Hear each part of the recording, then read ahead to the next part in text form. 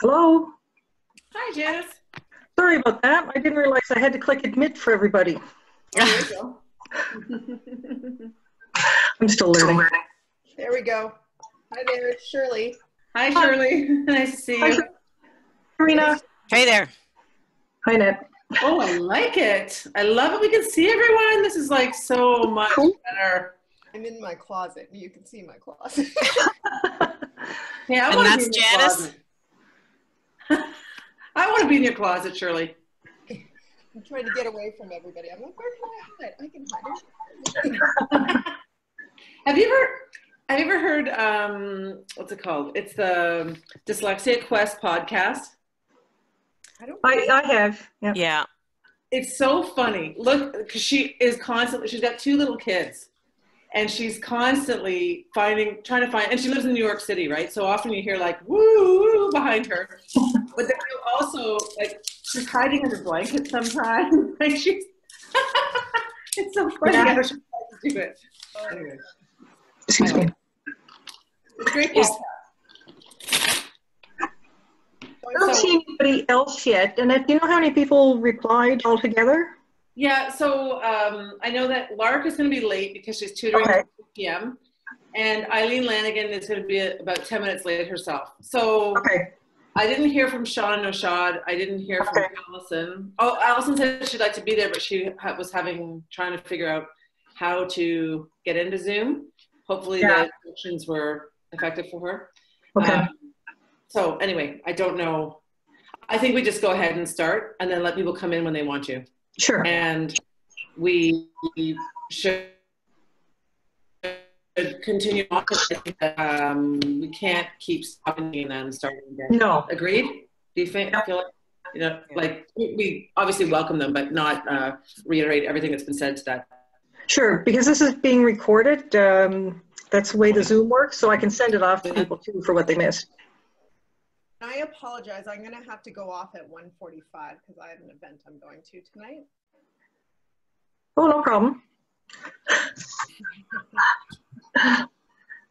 Okay. Well, what do you think, Annette? Should we get started? Sure. Yeah, just so you know, I'm having trouble. It's been kind of choppy, yeah. If I move, I may actually move if I still get this un. Is it mine that's choppy? Are you finding that with me? Yep. Yeah. Okay, I'm going to move. I'll move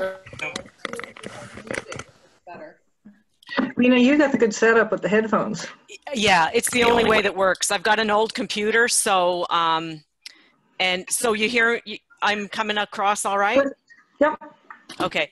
Yeah, because I was having all sorts of echo issues and whatnot, but it seems to be solved now, so I'm very okay. Yeah, I'm going to try to get some headphones. 1 second. You're nice and clear, Arena. Yeah, having a headset with a boom mic, you don't get that audio feedback. Except my right. And Janice, you don't have a camera? I do. Is it not? No, you're coming. No, we just have the logo of you decoding dyslexia. Oh, that's weird. Okay, let's see. You're just a big Decoding Dyslexia logo. Well, I don't like to get my picture taken, but... Yeah, so there is like when you join, you can join with a video or without. Okay. So maybe you need, hello. There I am. That's better. Oh, but coloring is lousy. I look like a ghost. No, we have no control over, yeah. This is an older computer that I bought refurbished with all new guts in it. Uh-huh. Because I wanted a solid state drive, but I didn't want to pay the money for it at the time. Yeah. Although I took it on the trip and it's heavy as all heck, so it'll be replaced soon. So I'm not sure what... Yeah, so this is the first Zoom meeting we're doing? Yes. Okay, so this is, it's good that it's not 20 people that we're kind of, organizing, so. And I guess, Janice, you're controlling, I can we all talk? I mean, it's probably just one person at a time though, or? Well, I have it set so anybody can talk at any time, because I don't want it, because otherwise you'd be deciding who gets to talk when, which really isn't right. It is recording it all, so everybody can get a copy of it afterwards. And yeah. Okay, let's try it. Give it a shot. The one thing I wanted to do just quickly is, you guys haven't met Shirley yet. Shirley, tell me if I'm saying this right. Chanyi? Is that how you say your last name? Chaney. Okay. So Shirley and I met through Karen, actually. Well, actually over the phone originally, but Karen is a tutor for Shirley's kids, and Shirley has offered to come and take part in our meeting for an hour before she heads out for some activities. But a really welcome part of the group. If you want to introduce yourself briefly, Shirley, that'd be great. Yeah, sure. So I found out my daughter has dyslexia about 1.5 years ago. And I was really lucky because I had a friend in Ottawa who's a doctor who's about 2 years ahead of me on the dyslexia journey. So she told me about Orton Gillingham tutors. I had another friend in the city with a son with dyslexia. She was about 6 months ahead of me. And then I have a friend from high school who went to Queen's Engineering, dyslexic. So right away, resources to like get info. And then I found Karen, and I found Annette, and I found Elaine Keenan, and I'm big on get information and solve the problem. And she has done really well with Karen. I mean, I probably spent 1.5 years pulling her out of school doing private tutoring year round, but she's at grade level and doing really well. So I'm super proud. Yeah. What grade is she in? Pardon me? What grade is she in? She's in grade 4. So I and a grade 2, so probably right on time. And I just think there's so many, the teachers just aren't informed. They don't have the tools to help these kids. Exactly. And in most situations, they just get put on the side. Like, for people to be in my situation where I have the connections and the information and the resources, right? Just like, how do you fix it in the school for all these poor kids? Yeah. Well, so we're glad that you joined us to try to get involved and help us to think further about how we might influence that change, right? Whether it's outside of school or inside of school. I mean, it's a struggle to really get them to see it inside of school, but at the same time, I think we can all be effective as outside of school to get parents like you and others the information they need as quickly as possible, right? So they can get on the right path and then join the movement too. I think that's really important. Yeah. Anyway, well, we're glad you're here. It's nice to meet you guys finally. Yeah.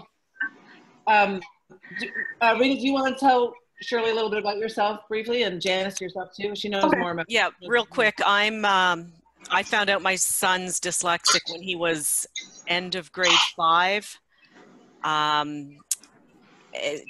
Struggled. There's something wrong since kindergarten. Before that, long story short, I became his tutor because I couldn't find a qualified Orton Gillingham tutor. I found Susan Barton's website looking for a tutor, and it's like, there's no one in your area, become one.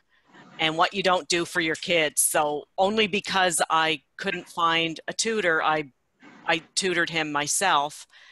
And then at a certain point in my career said, hey, I have all the materials. And so now I part-time tutor. We have a family business. We moved up here to Victoria Harbor about 1.5 years ago. So, full-time in an electronics business. And I did a coffee chat for Dyslexia Awareness Month, just to get the word out. And don't I have 2 new students now? When there's another mom, what I really want, I got one of the moms to buy Barton. She's a teacher, to start tutoring her son herself, because we need lots of tutors until we fix the problem in the schools. But yeah, her son will be my student too as soon as he gets sorted out, because she's like, she can't do it. So he's got ADHD issues. So anyway, hopefully eventually she'll use the materials and maybe, you know, fit that into her career. But yeah, so I'm mom of a son with dyslexia and a tutor, and my shtick is I want to put myself out of business as a tutor.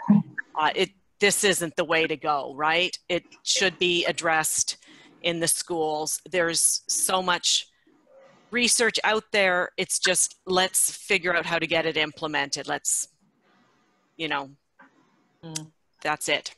Yeah. Well, my daughter's 17 now. She's at a private school down outside Buffalo for kids with dyslexia, the Gow School. We figured out, kindergarten, primary. We were in Nova Scotia at the time. Saw signs. My husband's dyslexic, so saw little things. We moved to Kansas in there for almost 6 years, which they don't have dyslexia in Kansas. So we did some private stuff on our own. Moved to London, Ontario, after shopping around for school districts. This one seemed to be the best, and it wasn't. We've been through one human rights thing that we settled. We've got another one on the works now since August of 2016. And we pulled her out when, in grade 10, the school finally gave us some results. I mean, we had psych eds done all along, but we knew what was going on. And the school said her reading comprehension was grade 5.2 in grade 10, and that's okay because it's average. Yeah. Because technically within the psychologist range of standard deviations, she was at 26th percentile, not 25th percentile. So we had our own psych ed done, said that this needs to be done. Found out about the Gow. Well, I knew about the Gow because my brother-in-law went there, but Annette pushed me that day to do it, and I did it. And she started there for grade 11,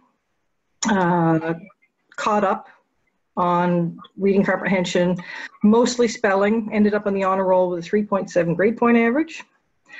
And this year is back, and she'll graduate in May, and she's been accepted to St. FX and Mount Allison so far.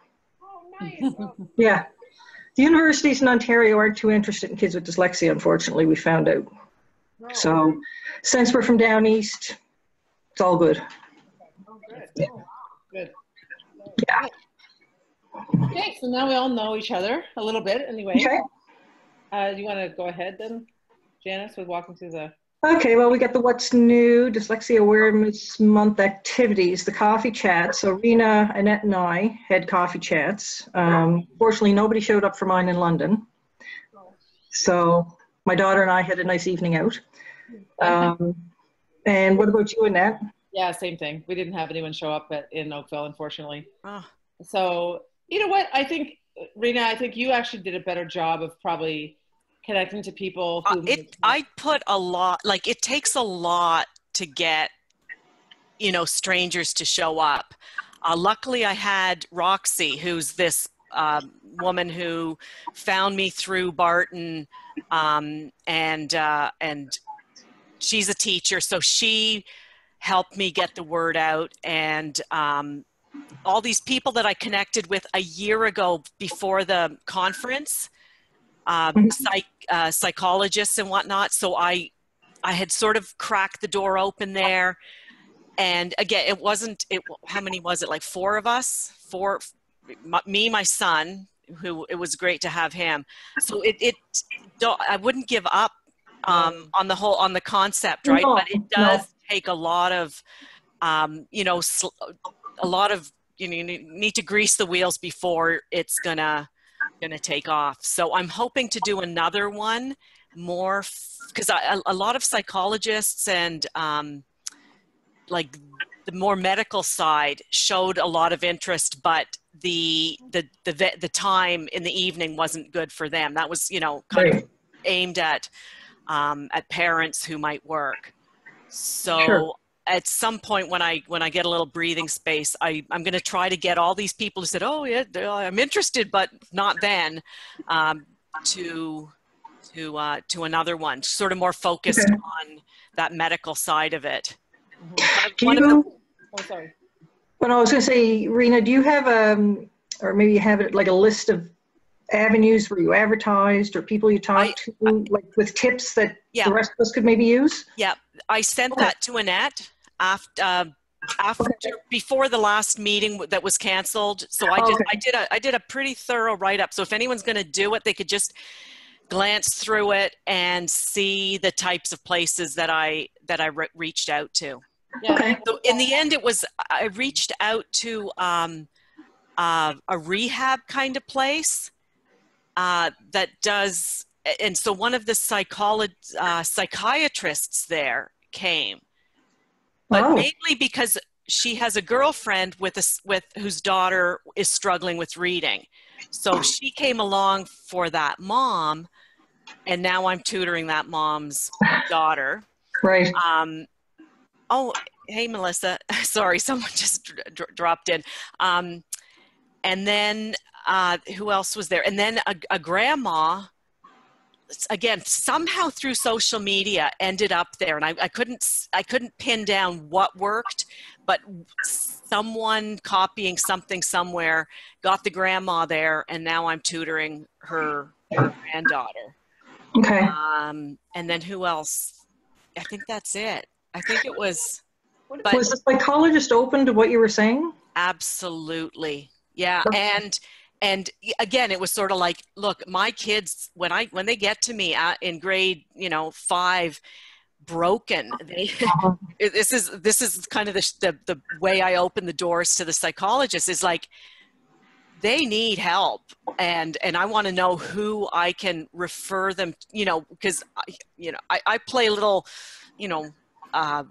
confident to my students, but there's a point where they're bawling their eyes out. It's like, you need someone professional. So but she's absolutely open to it. But yeah, she does a lot of rehab for people in accidents and stuff. So not so much the people I'm looking for. So okay. Yeah.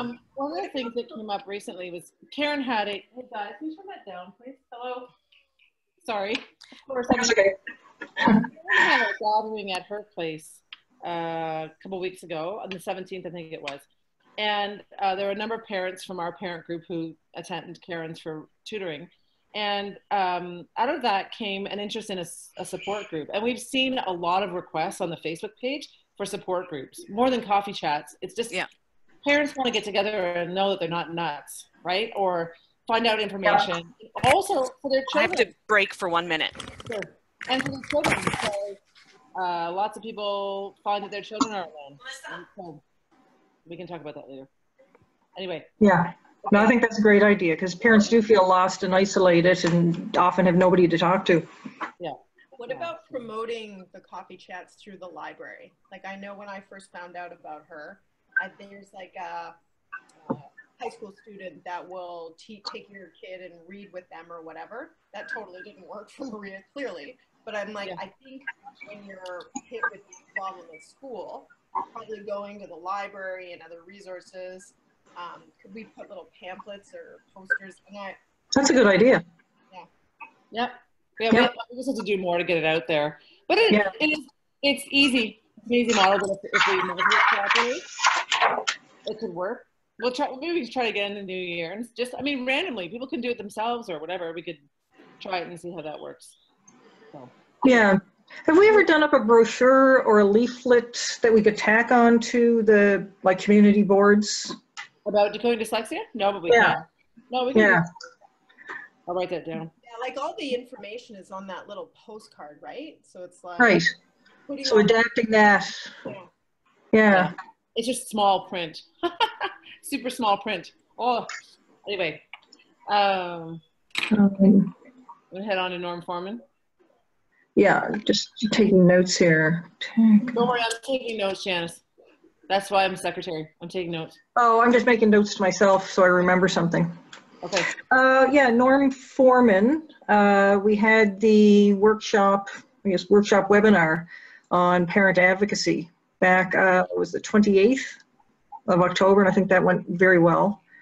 He's certainly enthusiastic, and he's seen a lot and gets quite upset at the way kids are treated and their parents when they're trying to deal with schools. And that's available on YouTube.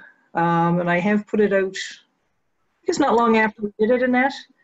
And then I probably could do that again. Okay. But that link is available to anybody anytime to see what he has to say. I thought the one, there was a woman at the conference at Harborfront, and she was talking about, she's from the US, she was talking about advocacy and how, she was talking about how not to go in full with a China shop and the balance of it, right? I thought that was really helpful, because I definitely go in full in a China shop, so it was readily, like, there's art and science to this, right? Like, you're right. It's hard not to sometimes. It's Deborah Lynham. No, that's exactly what she, so Deborah Lynham is the one who started Decoding Dyslexia in New Jersey. And she has always said, and not everyone follows this, but it's critical to do it, is to really go in carefully with whoever, whether it's the school or it's the Ministry of Education or whoever it is, you have to temper yourself and know that it's a much bigger issue than just you and your child, right? Yeah. And so, and if you're much more effective if you make those relationships versus smashing those relationships, or, you know, pinning yourself as that parent that they're going to try to avoid, right? Yeah, she broke it down in a way that I was like, ooh, I need to watch this again and kind of keep this information, because she really broke it down in step. You know what? Funny is that we have that video. We could pull it out. We have it videotaped, so we could pull it out and maybe in the snippets. Yeah. Okay. We can look at which one do we think is most effective, or offer both, or. Well, they both have good points. Certainly, you know, with Deborah, she's, you know, she has very measured and, you know, follow a system to deal with it. Unfortunately, there are times when the school board will drive you to the nut house, and not that you go in screaming like a lunatic, although there's times I've wanted to, but you have to sort of be more forceful with them. And it depends on the situation. Well, you can be forceful in a way that they'll listen to it, right? Like that you can say things like, wow, this looks a little bit discriminatory. And then they whoop their ears, like, you know. Yeah, use of key words will help. You know, it doesn't have to be in a nasty way, but you're right, exactly. What's the right button to make their ears open, right? Like, yeah. It's amazing what you see when they do that. It's shocking. Anyway. Although being labeled as that parent may happen, and I certainly am, and I haven't let it get to me all that much, because at least you're being listened to. Because if you're too nice, they'll just dismiss you and hope you go away. Anyway. Okay, so we can look at those videos and place them on YouTube. Yeah. I'll pull those out and see if we can sort through those and put snippets like you've mentioned, Shirley, on YouTube. Yeah. Okay. Okay. And then the conference that Annette and I went to down in Atlanta, the International Dyslexia Association, was really good. Tons of information. At some points it got overwhelming with, as Annette and I were talking the other day, that you realize, oh yeah, it is that bad. And everybody there is going through it in different aspects of it. And but lots of good people, information, and some of it's available on the website. And I've been downloading handouts so we can share them. Yeah. One of the things that Decoding Dyslexia does at that conference, first of all, there were tons of very inspirational people there. Yeah. Some frustrating things.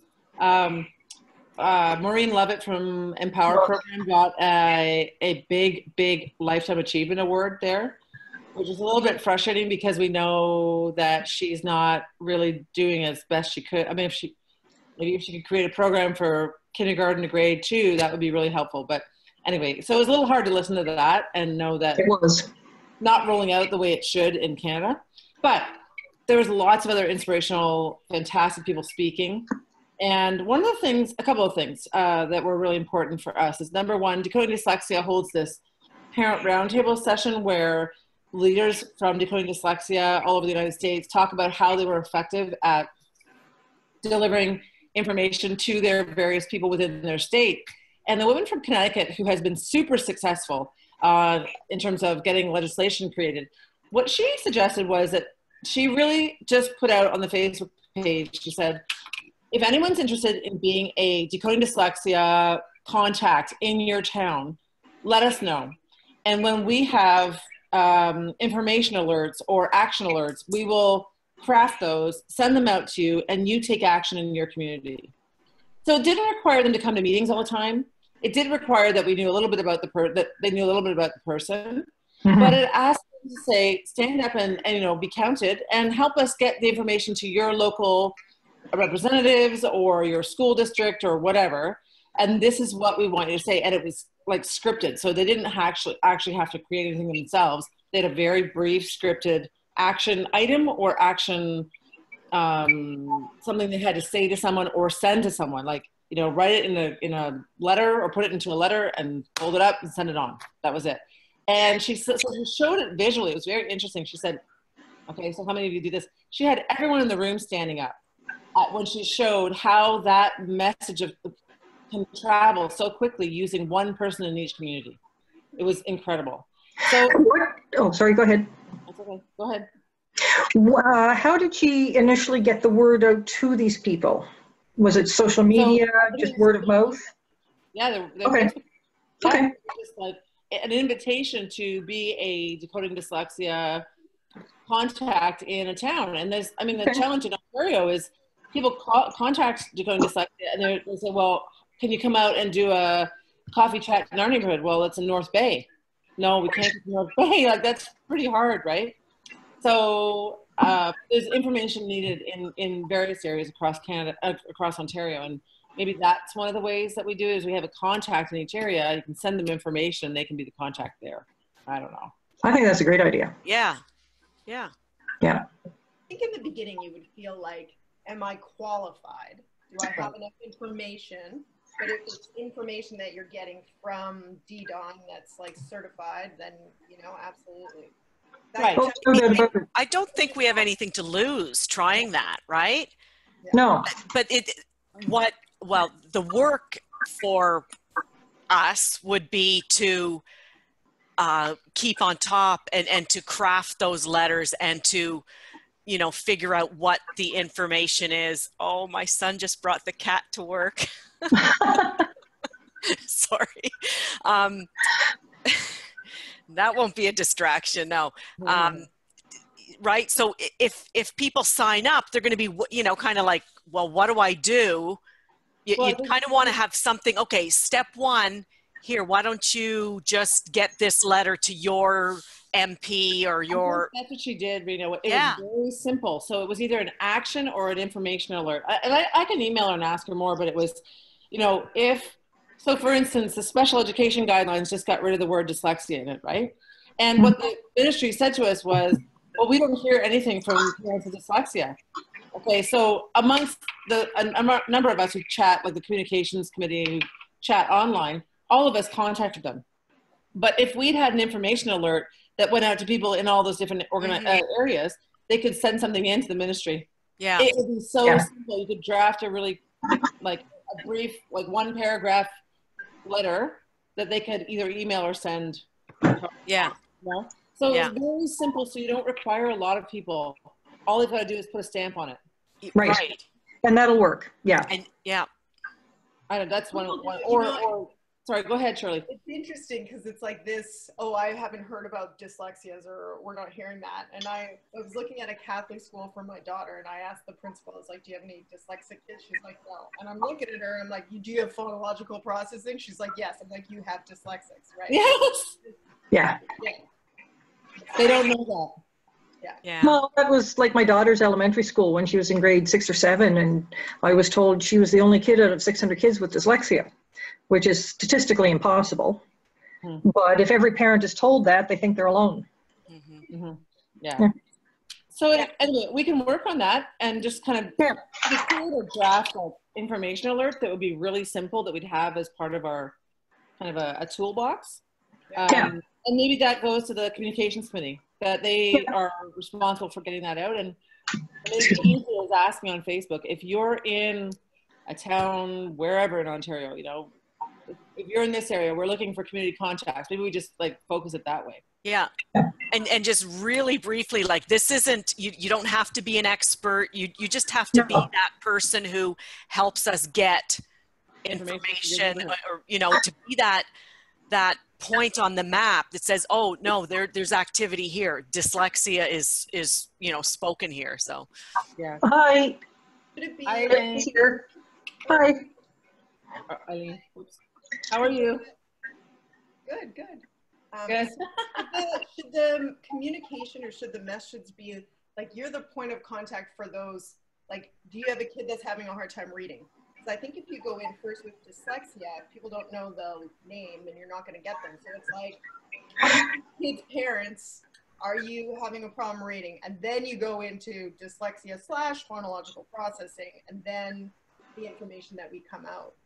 Yeah, that's a good point, because the schools aren't using the word, and parents are often told, well, no, we don't use the word, or it doesn't exist. It's phonological processing. Yeah. Target first broad. You got problems reading? Is there a... Yeah. That's really good. For the coffee chat too. Like, don't expect people to say, oh yeah, I want to go hear about dyslexia. You just want to help those struggling readers, right? Right. And yeah, that's the way. And then you go, oh, by the way, that's probably dyslexia. Right. I mean, chances are, and I go like, I'm no expert, or I'm not qualified to call it dyslexia, but boy, I've seen all sorts of flavors of it, and it, you know, struggling reader kind of says it all. Yeah. Okay, I draft a quick overview of a letter like that. We can also do the communications piece. The other thing that happened at the IDA conference that was awesome was that both Janice and I connected with, Tom West, who wrote the book In the Mind's Eye, which is a fantastic book. And he has a new book out that just has been published. And he's dyslexic himself, but he talks about the science of dyslexia and the science of dyslexic gifts in many ways. And what he does is he travels all over the world. He's traveled to 19 different countries and met with people who have dyslexia, many of whom are super gifted. Like he met one family in England that had 4 Nobel Prize winners, all dyslexic in one family. And one of them actually was he discovered whatever the precursor science was to the discovery of DNA. So it's crazy. So anyway, Tom West is a super engaging speaker. It was neat. He really is. Yeah. Also, David Flink from Eye to Eye. Eye to Eye, we've talked about a lot before, because I know that Sarah Williams-Habibi was interested in doing that previously. It's a peer mentoring program where older university students mentor younger students. And they are very interested in coming to Canada. And in fact, this week sent Janice a note saying, how can we connect and do something together? Mm-hmm. Hey, that's big. It is big. And it would be a fantastic opportunity, I think. So we can talk about that later in the meeting. Okay. But I encourage you, if you ever get to go to IDA next year, did you have to get going, Shirley? No, I'm ignoring my husband in the closet. We're trying to hide from our family members, right? Yeah, I know. I did get all the tapes. I bought all the tapes around the IDA conference because I had a little foster boy with me, so I wasn't able to go to the conference, but I did buy all the CD information so that I can go through, but they're only releasing it in January. Oh, okay. I'm a little bit behind there. Mm-hmm. But it was great. If you ever get to go, it's really, really helpful. Yeah. Well, next year it's at the Foxwoods Resort Casino in Connecticut, which is a really nice spot. It'll be a lot of fun too. Yeah. That sounds great. I'm coming later, so I'm just going to follow the leaders here. Okay. Well, then okay. Do you have anything else, Annette, on the conference? No, but if you have questions, I mean, I'm trying to think of what really the learnings were about how you connect with others, how you, one of the things that Deborah Lynham, I had a good conversation with her. She said, keep trying to work with the ministry, even though it's contentious and it's painful and they're, exclusionary, still continue to try to build those bridges. And she was really, adamant about that. She said, it is more harmful to cut those off than to actually continue to try to work with them.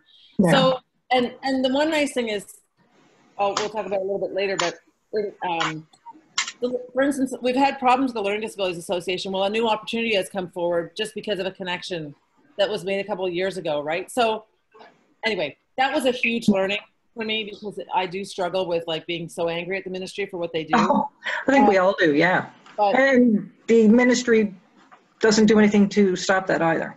But anyway, so it was that, and then the connections that we made with people, also made by Dyslexia. Kate Griggs was there, and she's very, they're bringing their story and their work to Canada. Canada is one of their local, so they want to work in Australia. Is it Australia? Sorry, it's UK, the US, Australia, and Canada. Those are their 4 areas. And they really want to do something in Canada. They're working with a huge marketing firm and they're looking to bring together successful dyslexics in Canada who can put forward a positive dyslexia awareness campaign. Now, I know that Keith Gray from Dyslexia Canada is also working on a campaign, so that might be a little contentious. But that was another learning from that conference. I sat down with Kate and had that conversation. She's very interested in doing something in Canada. So that's going to be rolling out in the next, I think their rollout is in fall of 2018. Okay. I'm trying to think of what else. Anyway, there's lots, but those were kind of things that stood out to me in terms of opportunities for us to connect with people who are doing great work out there. Okay. New opportunities. We have a new Ontario Equity Secretariat in Ontario. Patrick Case. He was with the Human Rights Commission or the Tribunal in the past. And although when you read it in the news, it seems to be equity as far as race and whatnot, as several others have said, equity comes into education too and access to the curriculum and whatnot. So he's someone we're looking at. His name is, sorry, Ed Patrick who? Case, C-A-S-E. Yes, okay, thanks. Try and set up a meeting with him to see if he'll listen to our story and take that on as part of it. David Leposki, who's with the Alliance Ontario Disability Association. He's a lawyer, he's retired. He does a lot of work with disability. He's blind himself, has done great videos in access to different buildings in Ontario and transit and whatnot. But he often retweets stuff about dyslexia from his organization's Twitter page and Facebook and whatnot. That's so we'd new. like to have a chat with him. He hasn't always been doing that, so that's a new thing. No? And who else? Oh, and PONDA, which is, I forget what they stand for, but they're developmental physicians in Ontario, released a dyslexia guide a couple of weeks ago. And it sounded good to start with, but it has a lot where it promotes empower and things that we probably don't agree with. And we, like to get together with them to see discuss it with them, I guess, to see. Oh, Annette, you're cutting out. Can you hear everything? I can hear you. Okay. I can hear. We're all trying to hide. It's like, stop bugging. Yeah. My house is empty except for the cats, so I'm doing fine. Yeah, I guess we should link that in our minutes. They're certainly doing more than other medical organizations are with acknowledging dyslexia and diagnosis and what Yeah, it's not great. Yeah, I wouldn't. I mean, we got to kind of take what we can get. I wouldn't, I tread carefully there to make sure it's not like, they finally do something. They finally, acknowledge, and then, we're out there going, oh, you didn't do it perfectly. You didn't do it right, right? Well, I'll send out the link so everybody can have a look at it for themselves. Yeah, I took a brief look at it. I was just happy that, wow, yeah, it's on their radar. They realize that this is it's a thing. It's real. A big issue for them, right? Yeah, I agree. Yeah. I think they just have to encourage them, and then encourage them to do better as we work together. I think we just make those connections. Right? Oh yeah, it's not to go in and criticize the thing, but see how we can improve it. I don't think we would. Well, go ahead. One of the little my little pieces in terms of trying to outreach to the community. I did join the Halton Poverty. I've done two things there connected to the Lighthouse Foundation and her success model, but I also joined the Halton Poverty Roundtable because I really think that literacy and dyslexia is a component. And also because in my mind, I knew that the Halton Poverty Roundtable was hosted, quite truthfully, by June Cockwell, and that she would draw on a lot of people, which she did. So there were ministers of education. So again, what I'm learning, or slowly, is, you know, it's kind of a little bit about, there's networking, as you networked when you went to Decoding Dyslexia. So I definitely raised that point that, you know, what my component of coming to the Halton Poverty Roundtable was really to speak to the issues of systemic change, needing to create systemic change. Because when they're speaking about poverty, obviously they're speaking about really even locally, but with the Indigenous community and so forth. So sometimes I think linking the causes, in my mind, linking the causes really helps to create more momentum and recognize that, you know, we're all kind of different components of the same thing, but when we come together, there's going to be a larger momentum. And not that I want to blur it, but I definitely think that, you know, while they're looking to speak to issues around poverty, I mean, I really think mental health is one, but I think dyslexia and literacy is another.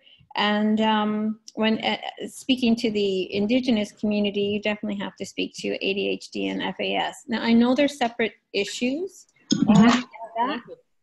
pardon me, but they're all connected. Yeah. And my feeling, so they had people also from the public board at this table and the Catholic board. And they also had I would also say the other thing that I thought was helpful was that they've already got up and running on a certain level. So some of my learning or some of the things that we might model, they have people paid doing full time. So one of the things that I thought was really interesting, and I know we're doing it ourselves, but their biggest focus was on the strategy of their communication message. They had strategies in place for other things, but they wanted a really clear strategy on communication, what was the message and how it was getting out there. And I think we've touched base on some of those things in our past meetings about it really important that our message go out very together, succinct, and not cloud it with other issues. So in part, my joining this other group was to throw in literacy as an issue for poverty, because I think it is. And I think the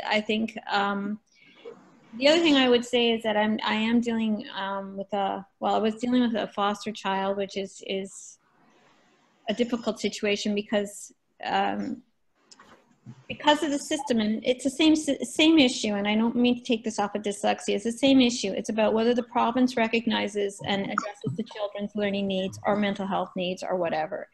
And Ontario, as we know, is the most highly funded province, and yet we run behind Nova Scotia, we run behind BC, and that's part of, in my mind, I know we're taking it sort of on a court level, but this is where case law is rolling out of BC and rolling out of Nova Scotia because they're ahead of us.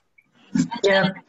So my thing is, even last week I did send a letter to a lawyer to take this case, individual case, through the Human Rights Court in Ontario, and then to take it to the higher court, Supreme Court, and that I'll back that with the hope that we'll get something more. We'll take a case, an individual case, to say this child is here because of the failure to meet their needs. Yeah, I think that's, so when I noted after the last meeting that was canceled, I sent out notes about a call that I received from Rahul Agarwal, who is that lawyer from Norton Rose Fulbright. He worked on the Moore case in BC, and he contacted us and said, he was asking if we thought there would be parents that we would know through Decoding Dyslexia who would join a class action lawsuit against the province of Ontario, dating back to 1970, because they have failed to address the learning needs of kids with dyslexia in Ontario for that long. And I indicated we could always put it out there. But what was interesting about that conversation was previously we've been told class action lawsuits are not effective in Ontario. We were told that by Baker. What's his first name? I can't remember. David Baker. David Baker. And but then Rahul said that the whole. I'm in a meeting. Can you just stop? Sorry, I have a child making hot chocolate and trying to look around for something else in the. Make sure he makes some for you. Yeah, exactly. They're all saying that, but this is the way to go, is that class action lawsuits are the way that things are going to change, because for so long, governments feel they don't have to listen to the people who are paying their salaries. Well, Yeah. the other thing is that I hired a superintendent. Good to go. Okay, Shirley. Well, hopefully we'll see you for the next one. Okay, sounds good. Bye. One thing I wanted to ask quickly or follow up, the fundraising, can you guys write or figure out what the goal is? Is there an amount that we want to have on a steady basis? I was just wondering. So we've struggled we would love to have a fundraising committee. That fundraising committee was supposed to have gotten together over the last 2 months. Two of those people who were supposed to be on it are not here. Yeah. Was I the other one? I think so. Yeah, it has fizzled. And so we really need to put that kind of group together. So What's the goal though? Is the goal to maintain $5,000 in the bank? Like, what's the goal? This is what I would, if you guys don't mind me saying so, my goal would be, because I have been dealing with a HR person that had great strategy around some big organizations. And I think if we're really going to, I think if we could, ideally the goal would be to raise enough that we hire someone that is very specific, given the mandate to, because that was the success of the Lighthouse. So a salary, that kind of salary would be, it would be as high as 60,000, maybe 75,000. I know it sounds like an awful lot, but that salary person plans the whole year, plans everything, plans marketing, does everything. And I believe it raised as much as, well, they can raise anywhere from $1 million to $4 million a year. So to me, I would be very awesome. I think, Shirley, we haven't had a sit down to talk about that, about what, because our strategic plan does not lead that way, but the organization is growing and changing, and we'll continue to do so. So I think maybe what should happen is a group of people that should get together and talk about what is the goal here, where do we want to go based on the current strategic plan, does that need to change in terms of what we'd like to see happen in the future, and how do we fundraise to support that? That would be my suggestion. Mm-hmm. Yeah, let's put that on as an agenda item. Like this is it. We've been dancing around it, and well, that's again, we've gotten where we are without. But yeah, I think it should be an organized approach to coming up with exactly that answer of like where's and get everyone on the same page. What if for the next meeting because it's not like we have to report on everything. We have to spend the whole meeting reporting on everything. Maybe the January meeting, what we do is that we just focus it on that's our focus is what are we going to do with fundraising? What do we want to do with this organization, and how do we want to support it with the fundraising that we need to do? Right. Yeah. Okay, that's helpful. Thanks, guys. It was nice meeting you. Okay, thank you. Bye. Bye-bye. Bye-bye. So, just as a question to that,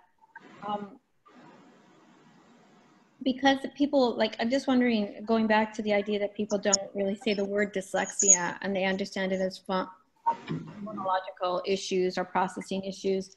Do you think that I'm just wondering, strategy-wise, in terms of growing that number, that's one of the reasons why I thought, if you attach to a bigger organization and a bigger muscle, then our platform, maybe we can launch off of that platform. Do you know what I'm saying? So like, organization you're thinking, Eileen? Well, the only one that comes to mind right now is the Halton Poverty Roundtable, because they're also linked to, if when you look, actually when we come in January, I'll bring out their how they lay it out. I've been collecting it, and then they also link to other things. So my feeling is, to create muscle around it, is that we'd almost want to link dyslexia to other learning issues, but like, you know, like in a bucket. This is dyslexia, but you could have ADHD. Like a lot of people will be saying they have ADHD and not recognize they have dyslexia thrown in there. So I do think that connecting with those and having representation on like what you're doing, having representation on those organizations is important. And I also think that it might, in some ways, our linking is limited by the fact that we've just become an incorporated organization. Yeah. So once you're an incorporated organization for a year, you have more of a chance to connect, say, with United Way of Oakville or United Way of whatever organization, whatever area, right? So we can actually, once we're able to, say, apply for grants or anything else, then that kind of relationship will continue to happen. But I agree. I think that we should have representation on certain larger organizations that we can then jump off of.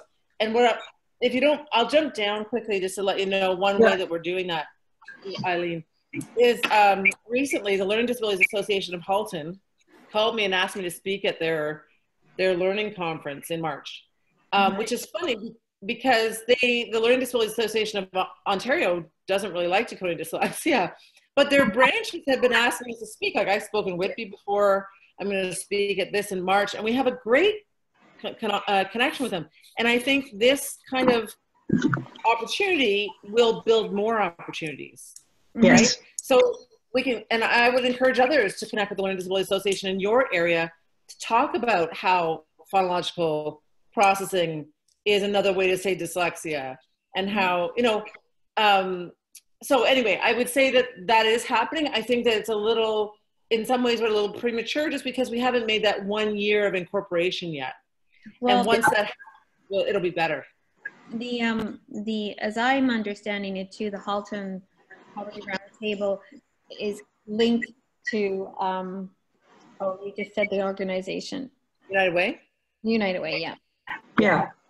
So I went to the United Way offices. That's where their little office is within there. So you start to see that they're actually placing their office and their people all sort of together. And one of the things that woman told me, and she's about to what's her name again? Oh, it's gone out of my mind. There's my dyslexia. Automatic recall gone. But they're headhunting now, right, to have someone take her place. But part of what her job is really is to facilitate communication and connections, like someone who's got an idea and a thing that wants to run that way, and that you should connect with this person. And I hear you say that too, Annette. Like, okay, you know, you two should get together. You two should get together. So that's one of her jobs. But while they were putting together the list of what they wanted as a skill set, one of them was the ability to write for grants. Yes, always. Very specific language. So, Annette, you've met Nosh, and Nosh's wife's job is to write up for grants. So if we were, so Nosh is the guy that's come along with me to the farm. I'm hoping he'll help us develop programming. So my thing is, you know, there are these like kind of areas of specialty, really, like how to write a grant. Yes. When you reach out and you start to make these connections and draw people in, you start to realize that, like, we don't almost need to overlap all the time. We can kind of get more grant writers. Yeah.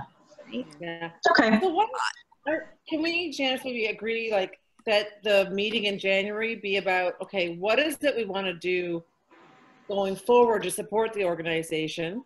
Discuss that. Yep. I think what you're describing, Eileen, is kind of a, in some ways, a job description that of someone that, as you were suggesting previously, it might be one of the options that we talk about at a meeting like that in January around Sure. what are we going to fundraise, and then where do we go with this organization from here on in? Can I just jump in and Yeah. I mean, Decoding Dyslexia is again, I wish I had it in front of me, but it's like grassroots parent-led organization. And what Eileen's describing is not. But I mean, what she's describing is, you know, I think we have to build that organization that then becomes that. I don't know if I'm making any sense, but again, and I'm within the incorporation stuff. I mean, we are what we are, and there's a certain now like legal framework around us as a corporation, and I want to see, you know, literacy, all this stuff getting to a point where, yeah, there's some organization.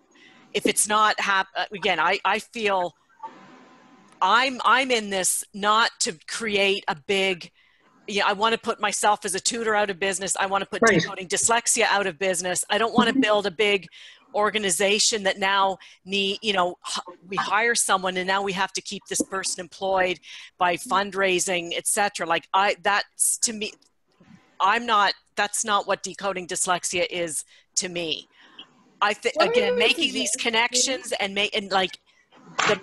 again, we need to, keep the momentum going, but like what Monica started, her reading clinic and getting grants and whatnot to actually help, students. But that's my 2 cents, is that, well, I don't think they're kind of mutually exclusive in my mind. So for example, but we're just sharing thoughts on that. Absolutely. Yeah. Yeah.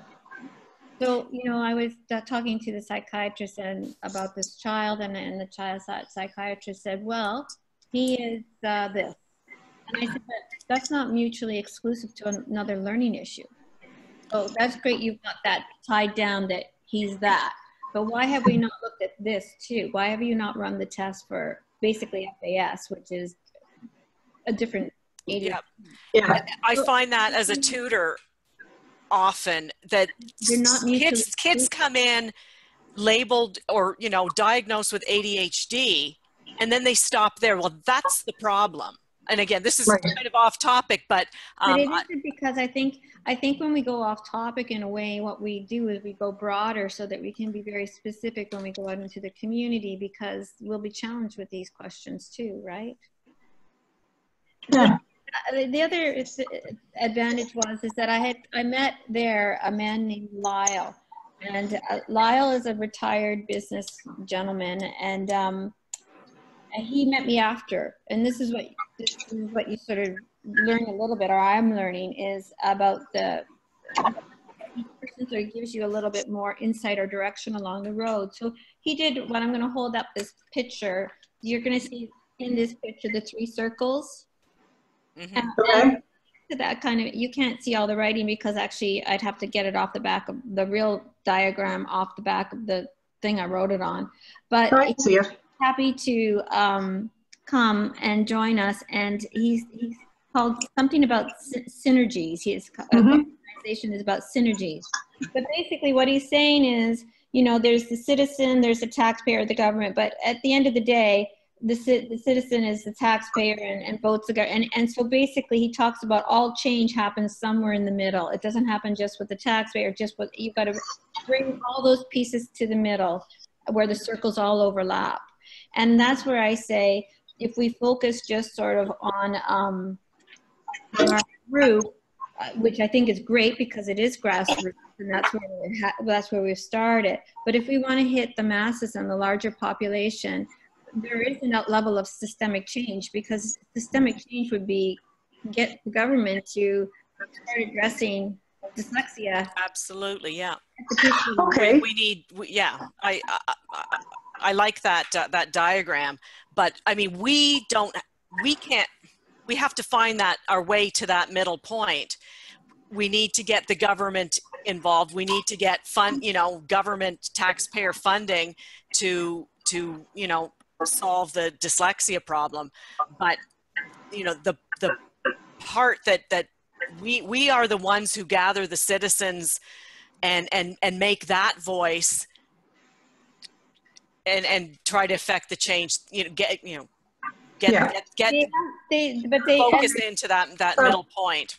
To the middle point. Okay, moving on, but keeping that in mind, the next thing we have is Annette and I, Fiona, and Dyslexia Canada. Sorry? I just want to suggest that we not, because that conversation hasn't completed. Yeah. It have to complete. And what I'm going to suggest is I'm going to try to provide a description of the meeting that we should have in January and send it out. That includes, because what you're talking about is a big strategic discussion about where do we go from here? Because what you're showing is two different ideas, not two different. I think you're seeing kind of discussions of where we are and maybe ideas of where we want to be for some and others, right? And so how do we bring that together with the idea of fundraising? I really think that we need to almost revisit again our strategic planning around what are we, where do we want to go, and how do we support that financially? Because we're not supporting it financially at all. In fact, like the problem is the people that were responsible for the fundraising ideas just kind of dumped it, right? And that we just can't have that. We need to really be more focused on what we need to do and how do we support that. Otherwise, literally Decoding Dyslexia will fall apart. Yeah. Once I leave. Because I put a donation in there, and then Karen, I was going to talk about that later, Karen just raised $650 for it, which is fantastic. But that's all we've done in terms of fundraising. So really we need to focus ourselves on what is it we want to do and what are the monetary requirements to make that happen. I don't think we've had a single meeting where we've talked about the funding side of it.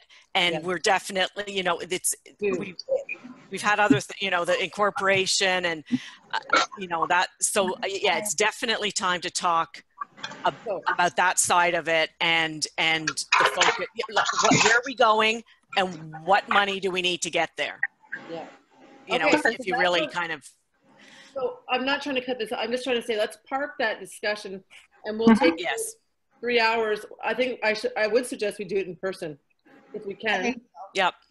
Just because it is that kind of in-depth discussion with the strat plan in front of us and say, okay, does this make sense to you? Does it need to change? And how are we going to support that monetarily? And those ideas that you were just suggesting can all be a part of that discussion. Yeah. That makes sense. And again, it's, I mean, we got to be visionaries and get to the,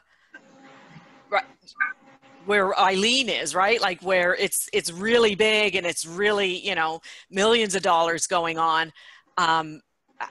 You know, I don't think we can, well, maybe there is a way to jump right there in one step, but, you know, make the path. So I think, you know, to get one of the, when I met with, Joan Fallon, the lady who did the lighthouse, she came to the farm and we talked about a few different things, but the last thing she left me with was whenever you ask for, it was sort of a funny thing. It was like that I wouldn't be light on it, but that Godfather moment where the last thing the man says to the son is the one that matters, right? Yeah. She said, you can't go to you cannot really go and ask for funds if you don't have a sense of 3, 4, 5 year plan. So get that strategic plan in place. That's a big part of fundraising. Yeah. So, I think because people also, the other thing I would say is, so I hired Nosh, but I also am in the process of hiring Mike. I can send you their and Mike himself has a learning disability, so he's really well respected, and works out of the colleges and that kind of thing. And my point being is, I think you also need the person. Sometimes you need that, like if Mike said he had learning challenges all his life, and he thinks it was dyslexia. Again, he may be the perfect person because you're going to really authentic message. person who's able to talk about their experience. Right now, some of the people that we have are young, right? And or else they're very engaged in school, whereas Mike, this is his life work, right? Let's again, I'm just going to say, let's park this because we have an hour left and we've got a lot to get through. Yeah. I think this is a huge session. If we need 4 hours, we can do 4 hours. I don't care. People can start that. But I say, let's park this idea. Spend an hour to an hour and a half. Are we going to, what's going on with it? And then how is that related to fundraising so that we make that happen? So let's park. Just my suggestion before we leave it though, should I invite Joe Fallon to our meeting about because she's the one who came up with the lighthouse, the brilliance of the lighthouse. Well, I think we have to have a discussion amongst ourselves first. Okay. I just wondered, the reason I suggested it is that, you know, sometimes we can bat back and forth, but if we've got someone who's got a bit of a roadmap, then maybe we can learn from it. Like a successful roadmap might cut some of the, you know, there's always a little bit of noise around what we're trying to focus on. I just wondered if bringing someone who's done it, if that's an idea. Okay. What if let's figure out, I wonder if there's a time that we could have her come and speak prior to having that meeting.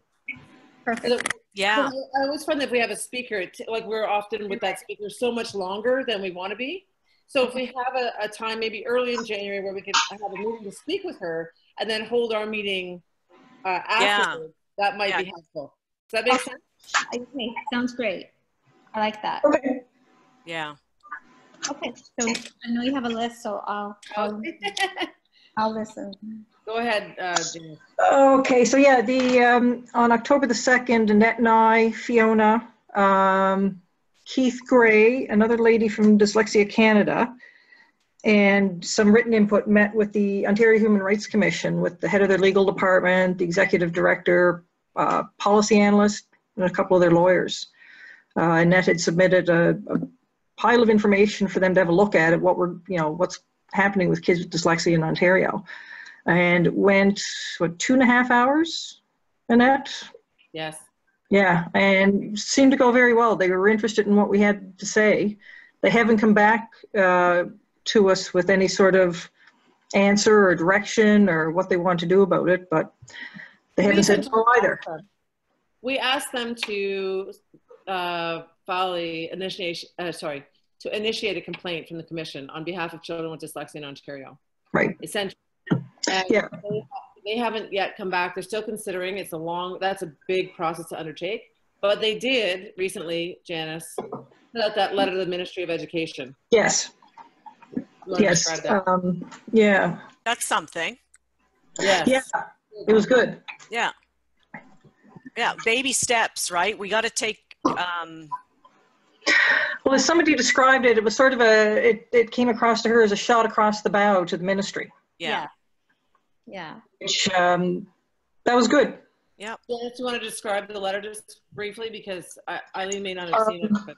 Oh, okay. Just give me a sec here and I'll find it. Essentially, it just said that they're aware of an increasing number of students that experience discrimination because of disability, right? Kids with learning disabilities are not being paid attention to. True. They're not being. It put them on notice. It put them on notice that the Ontario Human Rights Commission notices what's going on and that they need to be doing something about it. Yeah. I'll get it here. Oh.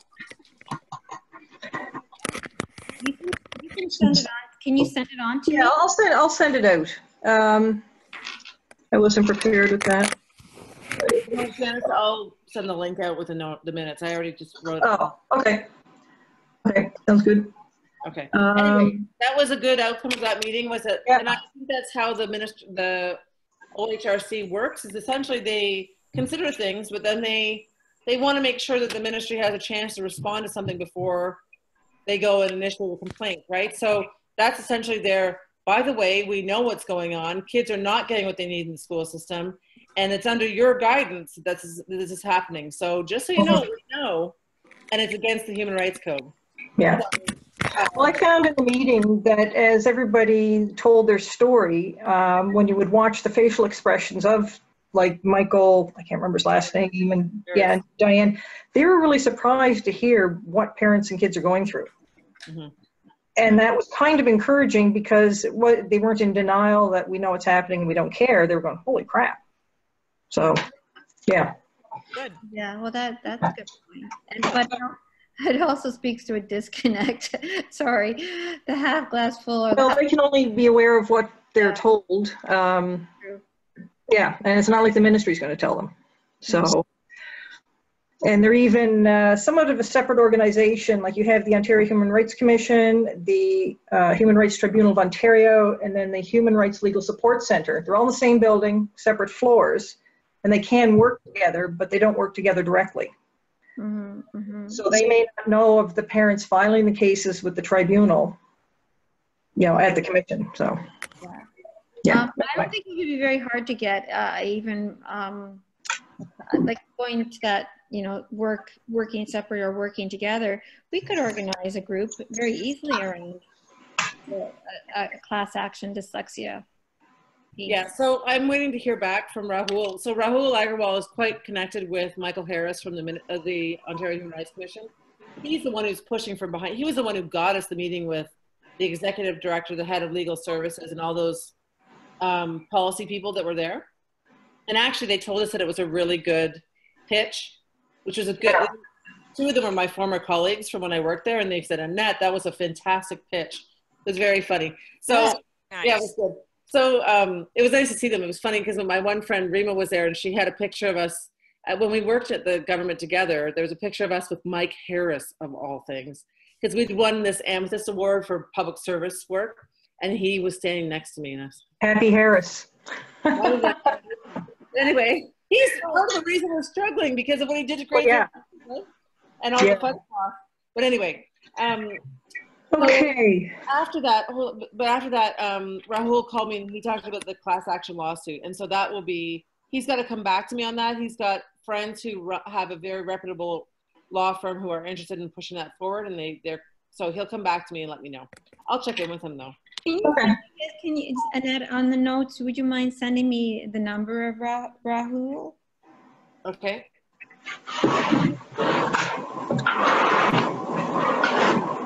And then, okay. Okay, so go ahead. The next thing is board member search. Annette, I don't know what your timeline is as far as having somebody take your place on the board. What do you have in mind there? Well, I figure I'd finish at the AGM, right? Because that usually what happens is we have to have an AGM at the end of May, beginning of June. Yeah. So at that point, someone can take over I'm secretary treasurer. So someone can take over my role. They can split those two roles if you want. And it's up to you. So that's my role. Did you say end of May, Annette?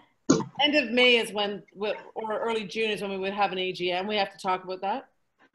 What's the year end for the corporation? December 31st. Oh, okay. Mm-hmm. Is that okay? I hope it's okay. That's good as any. Yeah.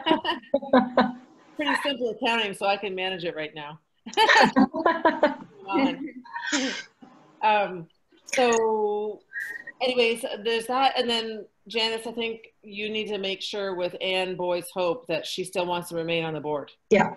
Because otherwise her place needs to be filled as well. Now, I asked, because we haven't heard or seen from Alison Williams for a long time since she signed the document. She said she still wants to be on the board, but she never comes. And she's missed at least 2 now. So I don't know how we're going to manage that. But that's she's not a necessary board member. You only have to have 3 chair, vice chair, and treasurer, as I understand it. So who's Anne? Did you say Anne Boyd? Who's the other person? Anne Boyd. Anne Boyce Hope is from Ottawa. She's on the board documents as well. And you and Janice and Allison. Yes. The four. Yeah. Right. That's right. 3 of us are very involved. Like we often do communications work together. and Allison we haven't heard anything from. Yeah. So it may be that we're filling 2 other positions if so. So that's and I would suggest I mean, if we're thinking about strategic planning, we probably want to think about what kind of people we want in those positions too, right? Like, who do you want to fill those positions? What skills do they have that you want to include there? Well, that's what they were talking about at the Halton Poverty Roundtable, because the woman was leaving, so they were doing a hard job search. The skills. Okay?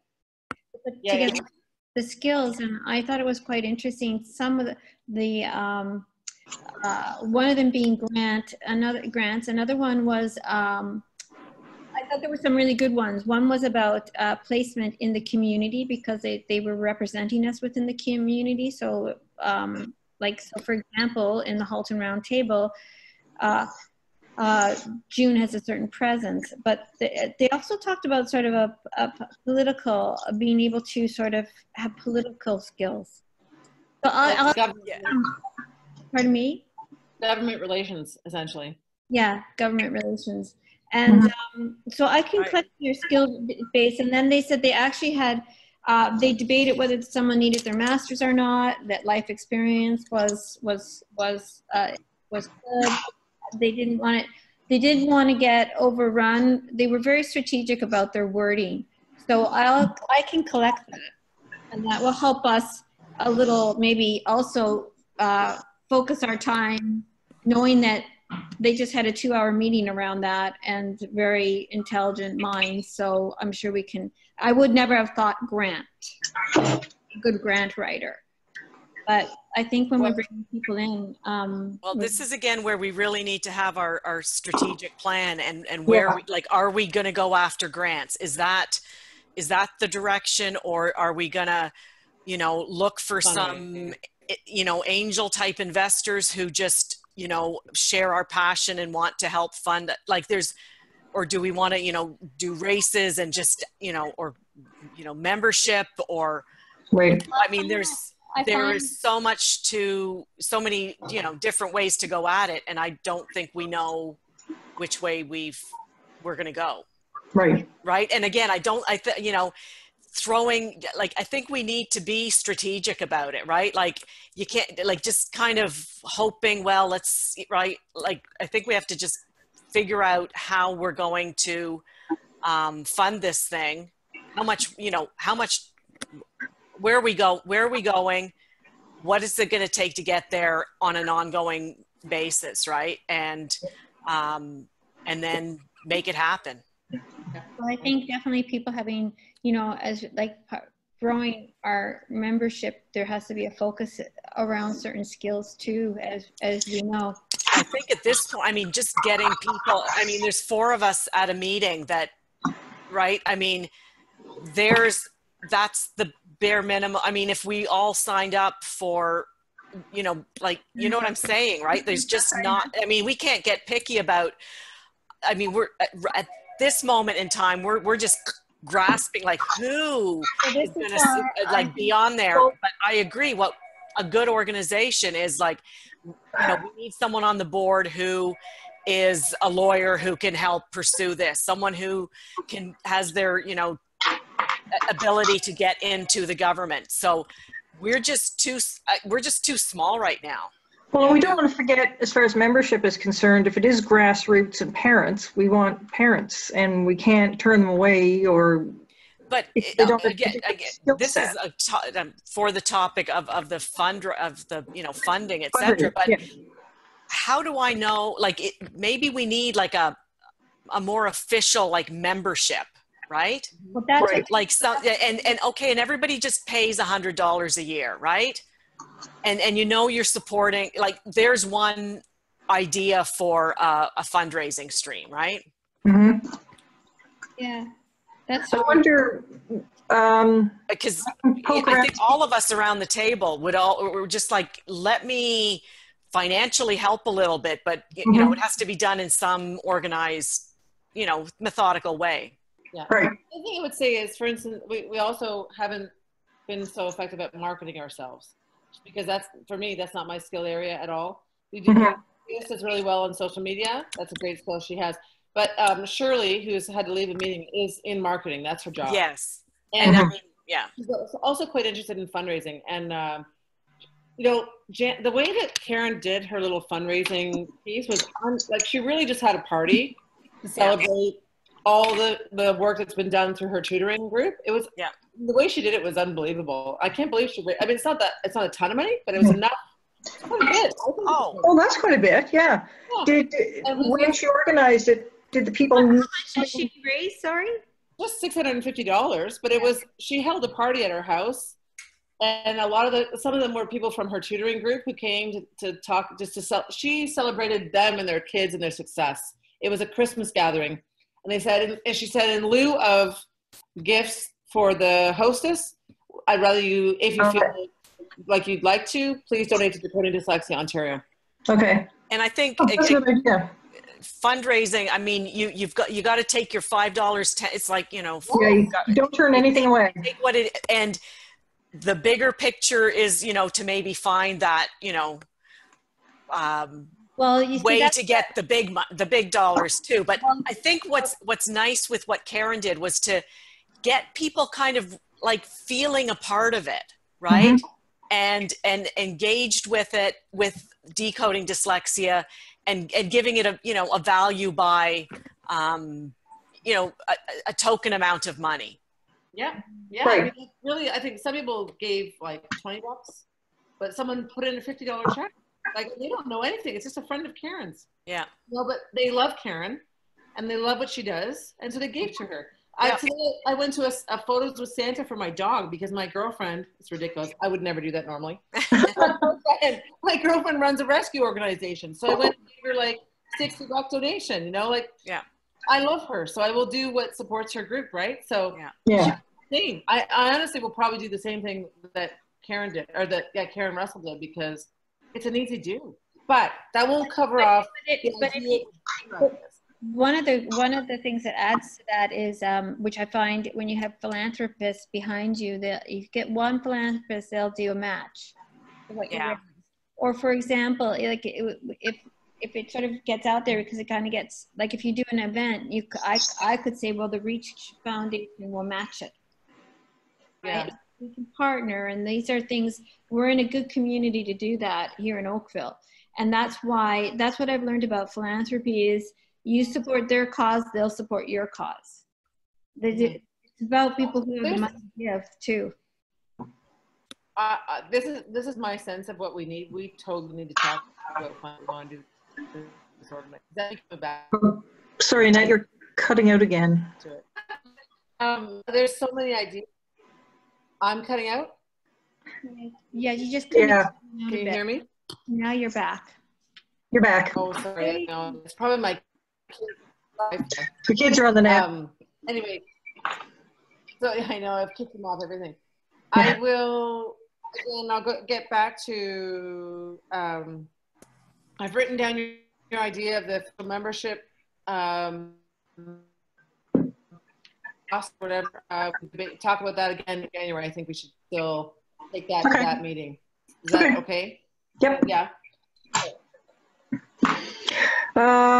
We have other with a question mark. Is there anything else, Annette, that you can think of?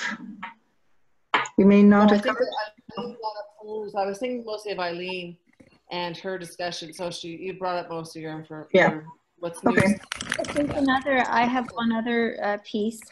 I found it really interesting. It was, maybe is everybody okay? You know the brain that the book, the man Norman, I think it's Grise, who wrote The Brain That Changes Itself. No. Well, he was. If you do, I think it was WNED. He's within Toronto, and he was actually gone to the States to speak to this. And he basically, it's about neuroplasticity, and he worked. In this documentary sort of show, he did a documentary about how the brain can change itself and how they do that, and light therapy and why light therapy works, and how that affects children with autism. Like they gave an example of a child, I think it was born without 80% of her cerebellum. and that they said she'd never walk, and the man said, no, this girl's going to dance at her wedding, and then they show her dancing at her wedding, right? So he was like the sort of father. He wasn't the father. The man who did that dance sort of thing was the father of neuroplasticity. So I can send you that information, but I believe the book is, I actually have the book. I just haven't had the time to read the book. The Brain That Changes Itself, but they've been very successful with autistic children. And basically one of the things they speak to is, and when you look at dyslexia, are the brains that are on the spectrum. One of the things that they do is they take in everything. Like think of autism, for example. They can't screen. Everything's fine. So what they do, part of the therapy in part is they isolate one sense at a time through music or through whatever, and that allows the neurological pathway to develop in isolation. And then so where they can't isolate the environment, that's what this person does. But he said that he went to the Aerosmith school, and he based now I know Aerosmith is not considered really, not everybody likes the Aerosmith, but they did talk to doing the experiment around changing the brain and neuroplasticity. So I thought that was, and when he talked about neuroplasticity, they were not just talking about the brain, they were talking about the body, the gut, and how it all works together. And so I thought it was very interesting, and the book is called The Brain That Changed Itself. The reason that I thought it was really interesting was that it's based out of Toronto. He was right up to the university professor, and they have clinics in Toronto. So, and we're talking about people with stroke and serious brain injury where they've been able to treat neuroplasticity. And he said his basis on it really began with children with learning disabilities. I just thought that was a really interesting kind of avenue to speak to, you know, just the idea that, especially for people who operate maybe with a closed mind, like I've had people say, well, they're never going to be a good speller. And you just kind of, that to me is really not a growth mindset. So, and that was a psychologist saying that, forget that, she's never going to learn that. And that's not true.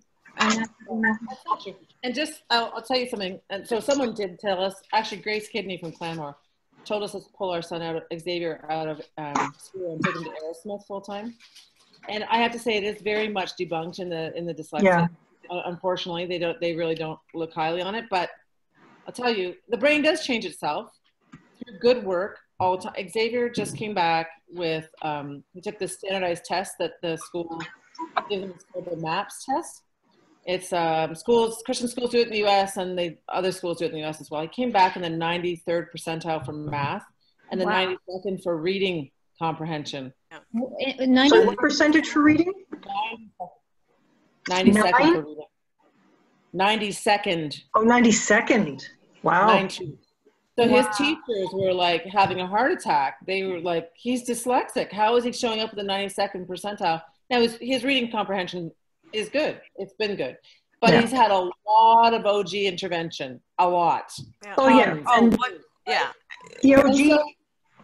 I agree that the brain can totally change itself. It doesn't necessarily have to be Aerosmith. It could be. No, I just use the idea that, you know, he was working with children who had these disabilities, and he used them. They were at Aerosmith. He had so he was specifically working not for Aerosmith, but for to make his case around children with learning disabilities. Oh, for sure. And we know that. We've seen all our own kids. They're all learners and they're all exceptional. Yeah. Yeah. I mean, I look at all of your children and my own children, and I think, oh my goodness, it's just a different timeline. But one of the things, but he definitely, the man, Norman, was speaking about the use it or lose it brain, basically, and that sometimes when he speaks to learning disabilities, that the brain kind of shut off something that it hasn't been taught to use, or because of the way the brain is set up. But through this therapy, sometimes through music or light or sound or the senses, the brain can click back on because it's been shut off because it's a use it or lose it brain. So he's talking not just about kind of drilling from the side of phonemes and whatever, but also from organizing the brain through light therapy and whatever. And there's a lot of science around that too, how light therapy, everything needs to grow, and something around the DNA. So I'm not a scientist, but I do know that that's a kind of a hopeful thing. I just have to, as secretary, I'm watching the time because we have an hour. This is going to cut off at 3 o'clock. Like, I can't change that now. So we're going to have to whip through this pretty quick. Okay. So, communications. No, sorry. I have to tell you about financial updates. Just so you know. Oh, sorry. Yeah. Yeah. So we have, so Karen she did raise $650, and I submitted that to the bank. And so, and I donated some money at the beginning to make sure we had money to cover the Reading for the Love of It costs. So we're at $1,847.45 right now. I don't think Reading for the Love of It has actually taken the check out yet, because that's $950. On Vida is sharing that with us. Okay. They owe us for a little bit of that. That's the financial update done. Okay, so next, communications. We have down for 5 minutes. I don't know if we have a lot of communications on the go. Is there any news on the website? Have they gotten back to you? That's somewhere else, but the website is coming, they said 4 weeks. I'm not sure what's going on or why it's taking so long. Right. All the information that they required from me was given to them weeks and weeks and weeks ago. Okay. The only thing they're looking for is a picture that we can put on there of Ty Domi. Like, they want some sanctified pictures of those who are dyslexic to put on there. And are we allowed to get that off the net, or do we have to get the person's? So I got a call. Yeah, that's what I thought. Okay. Anyway, that's that. Okay. Well, I guess we kind of covered a bit of number 5 with the discussion for the priorities, strategic plan, having the meeting in January, discussing fundraising and whatnot. Well, again, that will be strat plan related to fundraising, right? Yes, yeah. But okay, to know, like the question that Shirley started out with, like, how much are you looking for, right? Well, what are we doing, right? What do we need the money for? We're going to really need to, get this, like, a new strategic plan of where we're going, and now, we need money just for meetings and blah blah. But what would we like to do that would be costing us money, right? Yeah. And what can we do without money? Like, what we need to have those discussions. And then I think it would be putting the cart before the horse. Oh, let's start fundraising. Now we have money now, but like Eileen said, we need to have a 5-year plan. This is where we're going, and to get there, how much money do we need? Okay, and then one of the things that what I learned by joining the Halton Poverty, we started sort of, basically what we've been doing is researching what's going on out in the community, and the YMCA has a leadership program. So that's one of their strategic plans of the Halton Poverty. And I'll bring that whole thing so we can see how they outline their strategic plan, and it was really well put together. So they had this thing that they wanted to create a summer peer leadership kind of peer mentoring program, which I thought was kind of an interesting kind of win. Yeah, so I think we need to update our strategic plan somehow, right? And do we do the same kind of, so it's all, we kind of have to figure out what first. Maybe we do just talk about, okay, let's just get some fundraising going, right? And you know what, that might be where an easier place to start, right? But I think that's why that will collapse our park, as Annette said, into our strategic meeting, because one thing I found that, like with the lighthouse, they were very quick on their message and very focused on their message that what they wanted was a home and a place where people to be represented somewhere in the community where people could go to. And so what they wanted was to purchase a piece of land and to build a home.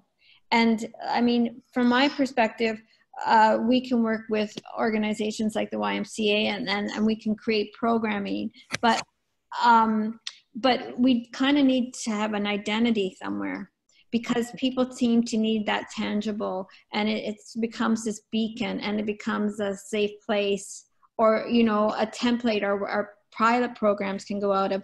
But generally what I was learning was that you can't kind of say, well, let's start fundraising. I think we have to really decide what we want to fundraise for, because people will be more generous towards that. That's my feeling, is that let's go to fundraising for something specific. And, you know, I learned early, you'll put as much time and energy into a big idea as you will a little idea. So I think we need to try to think. I have a suggestion, because we could talk about this forever. I really believe. Yeah. What if we in January had two meetings, you know, 2 days of meetings? One that is just specifically about strategic planning, and the second one about fundraising. Mm-hmm. Yeah. Now, I don't know if you want to do it like almost like a board retreat on one weekend, where, you know, we do Saturday, we do just strategic plan, and Sunday we do fundraising, where it's all together and done, or you want to do it separately? It's funny, because I was thinking the word retreat earlier when we were talking about, you know, the big picture stuff and having to get that sorted out. Yeah. And again, it's got to be more than 4 people in a row doing it, right? Right. Like, get the Ottawa people, get the... That's true. Right? Yeah. Well, yeah, they should be involved too, if they can. I mean, my sense of the people that would come would be Anne and Natalie from Ottawa. Yeah. Yeah. Well, they're struggling with getting people to show up the same as we are. Yeah, it's hard, because life has a lot But I think, again, like what Eileen's saying, is if we can sort of package it more into a, like, this is what we're doing, this is where we're going, come along. Because, yeah, these meetings, we need to make that story of where we're going with all this. Yeah. To really make it more than just sitting around. And it's a narrative. Yeah.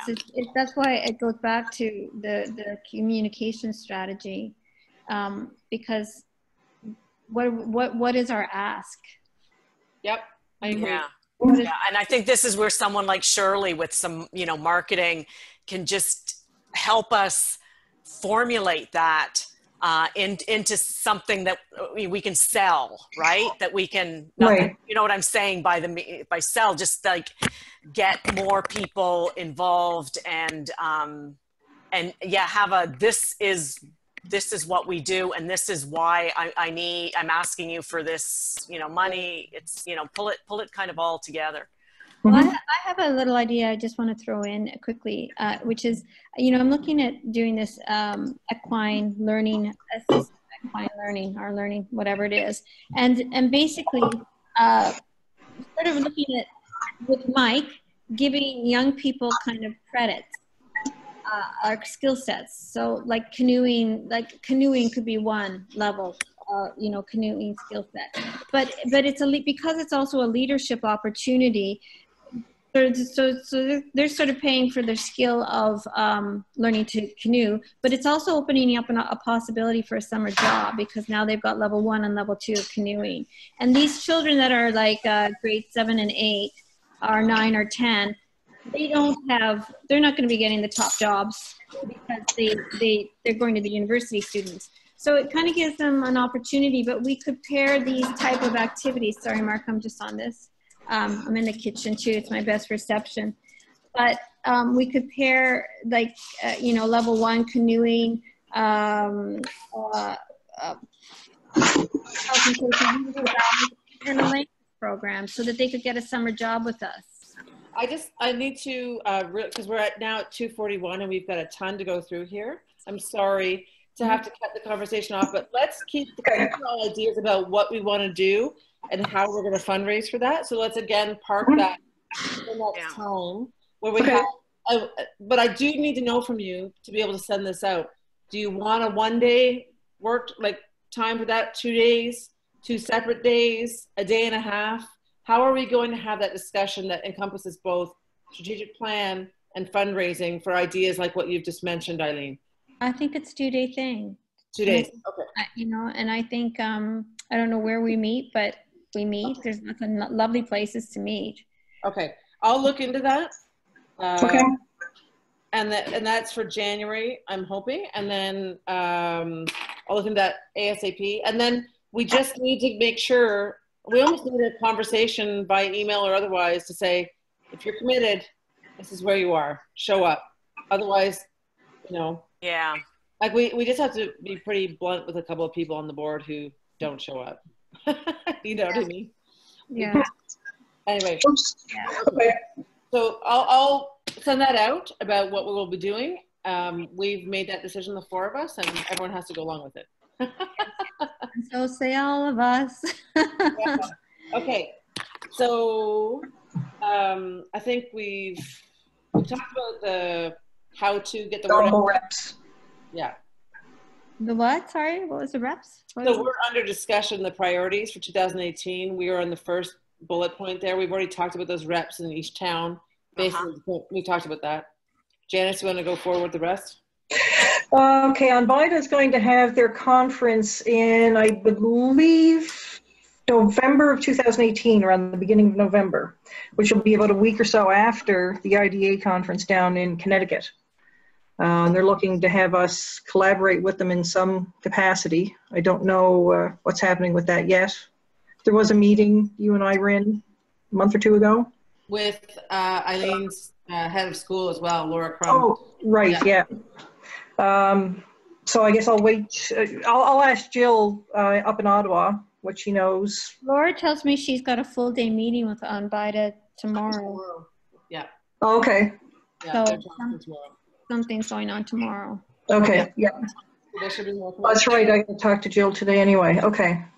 They were going to invite Nadine Gobb, but they think that she's a little too expensive to have her come from Boston. But you never know. I've encouraged them to potentially do it otherwise. In the back of my car is the thing, the tripod. Yeah, so I'd say just like, we would like to be involved with their conference, And right? the way we can involve. I think that's a yes, right? Yeah, oh yeah. Right. Sure. So let's just wait, like let's them lead it, and then and we'll come along and like we did. I mean, well, the last conference was awesome. It was collaborated, right? So they want to have a professional stream. And so, I mean, one of the things that we'll have to do is think about who would be a great parent speaker for that stream. A couple of parent speakers, whoever that is. So, and the student panel was very well received. Yeah, that was very well received. Okay. And then looking at in the springtime, Decoding Dyslexia hosting a speaker event, and who to possibly ask to be the speaker on, what subjects. Annette mentioned Tom West, the author. I listened to him speak. He's extremely interesting and has, I don't know if he's an anthropologist or he studies anthropology, but he ties all these things together in really cool ways that people want to hear what he has to say. So he's a good one. And this would be an open to the public kind of thing, somewhere probably in Oakville or Toronto or wherever Toronto. Yeah. Like somewhere where, maybe North Toronto, where more people can get access to it quickly. Yeah, where you can park. Yeah. Or something like that. Yeah. Yeah. And we have a pretty good feel we'd get attendance. We'd have to push that out there. We have to discuss this. That's the whole point. Do you think it's useful I actually think someone like David Flink from Eye to Eye would be a better person to bring up, because in some ways I like those other people. Mm-hmm. But I think David Flink has the potential to start something that can support what we're doing here in Canada. Yeah, so, because of this Eye to Eye movement. And if you do it at, say, OISE, or not OISE necessarily, but University of Toronto or York, where there are schools of education, there are also that's a good point. Offices. I could get my sister, who's at York, professor at York, That would be awesome. Yeah, and so I'll talk to her. So And, yeah, she actually, I spoke to her, well, she's in the education side of things too. So, and she said, you know, put that, I can put a proposal together for the school. So why don't, that's another thing that we'll need to, I mean, everything is about time. Putting together. She said she would put forward a proposal. But it's about. So this idea is essentially that we'd have David Flink come up. I mean, they have connected with Janice via email. Because there is not one eye-to-eye branch at all in Canada. They're in other countries. They're in the United States. They're a fantastic peer mentoring organization, and they're very effective. They do a lot of peer mentoring through art. But what they do is they have all these alumni from all the universities spreading the word. So these people who have been eye-to-eye mentors then grow up and become, you know, they grow out of university, they're done university, they go on, they are alumni, and they spread the word about this organization. And kids get direct help from those who've gone through what they're going through. Well, I think that connects nicely with what our objective is, but also how David Flink talks about learning differences. So it would connect with not just those who know the word dyslexia, it would talk about all those people who have ADHD or otherwise too, right? It's a broad topic that we could probably gain more an audience from. Okay. You know? So anyway, look at his book called Thinking Differently. It's a great book. Okay. So that would be one option. And maybe then we could tie to it a training program for students who might want to be that first group of peer mentors. You know what? You know, I'm telling you, our school should be built by September in the expansion side of things. And I mean, peer mentoring, I think there should be peer mentoring sort of things set up everywhere, but certainly I'll be opening up our school to help in this, move things forward, because personally I think the model almost for change has to come from outside the education system, and then the education system will pick it up. So those are options. If maybe we can talk about it in January if people think that that's a good thing to come behind. Well, is there someone other than Annette ready to organize it, pull it together? Right? That's the real question, right? Are we talking about, we're talking about David Flink and getting him to come up here, or the idea of the speaker event period? It could be anyone. Yeah. And the only reason I say that David Flink is ideal is that there's an opportunity to spin off a program. It's probably synergy, right? Yeah. He's interested in getting his, you know, and then hooking into our organization to, totally. And the Learning Disabilities Association, I'm sure, would love that, because it's not just about dyslexia, although he's both dyslexic and ADHD. Yeah. And he's super engaging. Like he is, I think he spoke at Meet a Wee in California. So he's a super kind guy, but a big personality, and he knows how to deliver the message really well. And he's young enough. By the way, he was on GQ. He was like GQ nonprofit guy of the year or something like that. Oh. You know, like everybody's going to want to meet him or be him. That's right. So exactly. He's kind of engaged. He's young enough that young people look at him and go, oh, he's like kind of like Craig Kilberger in that sense, right? I would say. Oh, even better. I'll say even better, because if he's speaking to dyslexia and ADHD, that's a role model we don't really have, right? Maybe we should get him on the Meet a Wee tour for the coming up year. And then, anyway, all that to say, we think that's one option. Okay. Yeah. So, and then in February the 22nd, 23rd, which is a Thursday, Friday, is the Reading for the Love of It Educator Conference, which we're registered to do, which I think went well last year. And, you know, I'll be there at least one of the days, if not two, and figure out. 22nd and 23rd? Yes. Of February, yes. All right. Yep. I'll be there for part of it. And there's a woman from Onvida who is going to be a part of it too. She's fantastic. Nice new board member. And what's her name again? I have to look it up. I can't remember. Oh, that's okay. Yeah, no biggie. Yeah. And then the plan to join Charity Village and then get the directors and liability insurance, that's The hold up with that is they look for a website that's part of their little starred required. So I've got that put aside, ready to start the ball rolling. Yeah. With that. And how to use donations, I guess that comes into the conversation about strategic and fundraising in January. Right. Yeah. So one of the things that's been coming in, so I wanted to respect what Karen's ideas were for how those donations are used. She did say like some of that used for the website costs, which is nice. But the other idea was she wanted to have a kids fun day, just where kids who are dyslexic can come together and go watch a movie and have pizza together and just know that they're not alone. So part of it in the, like if people give donations like that, I think it's important to ask them how they want to have those donations used. And those, her comments actually really fit well with what we're hearing on the Facebook page. We've had a number of people say, my child needs a social group with other kids who are dyslexic, or I need a parent. Is there a social group for parents of kids with dyslexia so that I can talk with others about what I'm going through? So we can talk about that more in January, but those are the kind of, that's kind of the direction we're heading with her donation. Yeah. Right. Oh, hi, Rena lost her audio. Yeah. Rena. I don't know why. But, so can you hear us, Rena, but you can't talk? She said, uh-oh, where'd she go?